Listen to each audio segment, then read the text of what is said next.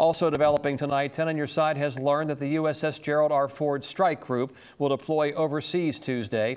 Nearly 4,500 sailors are headed out on a regularly scheduled mission to areas around Europe. However, given the situation between Israel and Iran, the Navy has said that mission may change at any time.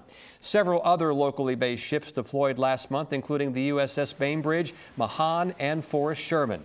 Meantime, as more missiles exchange between Israel and Iran, Iranian representatives are in Geneva to talk with European officials in an effort to end the conflict.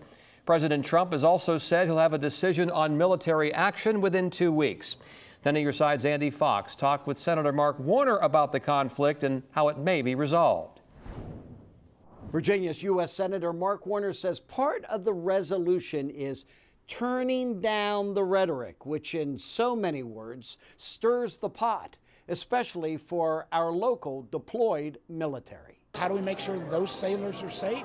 So, the president's commander-in-chief, but he has an obligation to tell Congress and the American people what the strategy is. I like to make the final decision 1 second before it's due, because things change.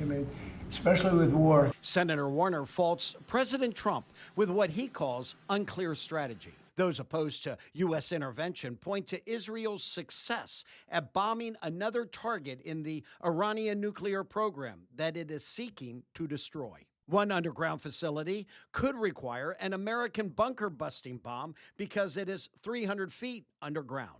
Bunker buster bomb, which I believe weighs over 30,000 pounds, and it can only be delivered from a B-2 aircraft that literally has to take off from the continental United States and is refueled a number of times before it gets there. We asked Senator Warner, what are his conversations with the local military leaders right here in Hampton Roads? Our military is going to do what they are instructed to do. Senator Warner's concerned what happens if Iran does attack American forces. Then we'll have to respond again, and they will respond again. It's a hell of a lot easier to start a war in the Middle East than it is to end one. The word from Israel, the military has been successful in destroying half of Iran's missile launchers, but now must be prepared for prolonged military action.